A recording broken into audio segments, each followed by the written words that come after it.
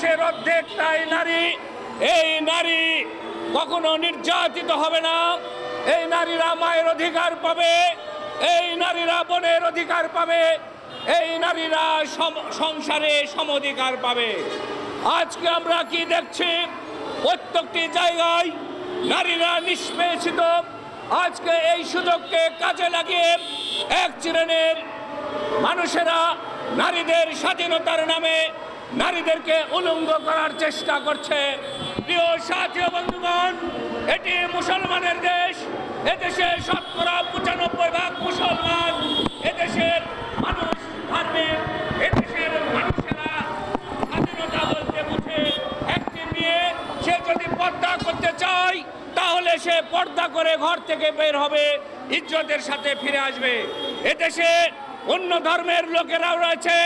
এদেশের মানুষেরা চায় তারা যদি পর্দা না করে তাহলে তারা শালীন পোশাক পরে সেভাবেই ঘর থেকে বের হবে এবং ইজ্জতের সাথে ফিরে আসবে।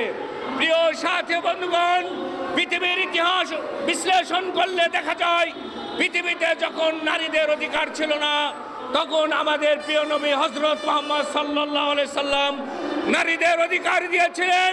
তিনি বলেছিলেন, মায়ের পায়ের নিচে সন্তানের বেহেশত। এই কথাটি বলে তিনি মাকে সর্বোচ্চ সম্মানে আসীন করেছিলেন। যারা ধর্মীয় গোড়ামিতে বিশ্বাস করেন তারা বলেন মেয়েদের চাকরি করা যাবে না, তাদের ব্যবসা করা যাবে না।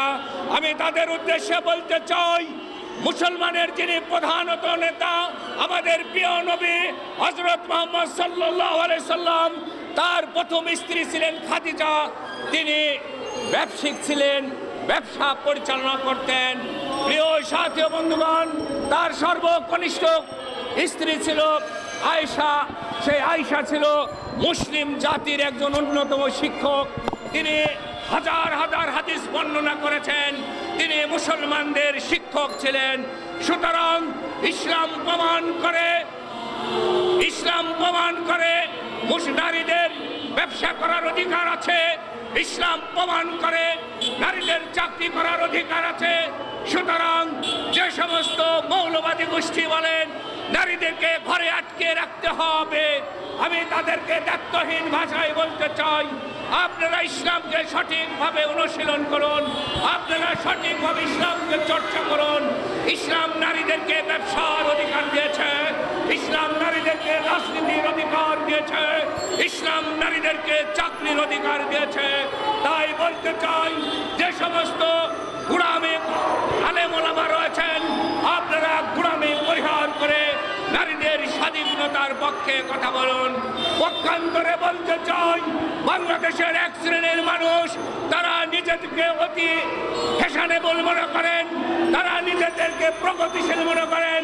পৃথিবীর ইতিহাসে ইসলামের চাইতে প্রগতিশীল কোনো ধর্ম নয়। ইসলাম নারীদেরকে স্বাধীনতা হতে শেখায়, ইসলাম নারীদেরকে বেহা হতে শেখায় না। সুতরাং আপনারা কখনো পর্দার বিরুদ্ধে কথা বলতে পারেন না।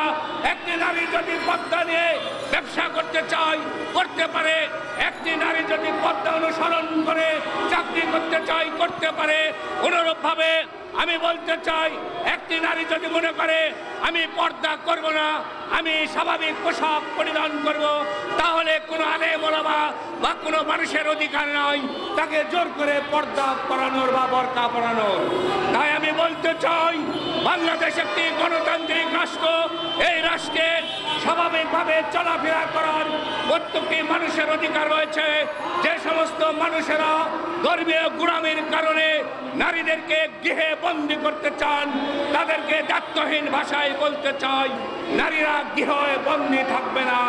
আপনারা তো বলেন নারীদের জামাতে নামাজও পড়া যাবে না, কিন্তু আজকে ইসলাম প্রমাণ করেছে, জ্ঞান বিজ্ঞান প্রমাণ করেছে, ইতিহাস প্রমাণ করেছে নারীরা মসজিদে জামাতে নামাজও পড়তে পারে। সুতরাং বাংলাদেশের নারীরা স্বাধীনভাবে চলাফেরা করবে, এতে বাধা দেওয়ার কোনো অধিকার নয়। নারীদেরকে চাকরি ক্ষেত্রে যে হয়রানির শিকার করা হয়, আমি বলতে চাই, যে সমস্ত অফিসে নারী কর্মকর্তা কর্মচারী রয়েছে সে সমস্ত অফিসের বসদের উচিত নারীদেরকে নিরাপত্তা বিধান করা। রাষ্ট্রের যেমন দায়িত্ব রয়েছে, সমাজের দায়িত্ব রয়েছে। আমরা বলতে চাই, রাষ্ট্র যেন নারীদের ন্যায্য অধিকার প্রতিষ্ঠা করে, সমাজ যেন নারীদেরকে সঠিকভাবে মূল্যায়ন করে, সেই আহ্বান রেখেই আমি আমার বক্তব্য শেষ করছি। সবাইকে ধন্যবাদ।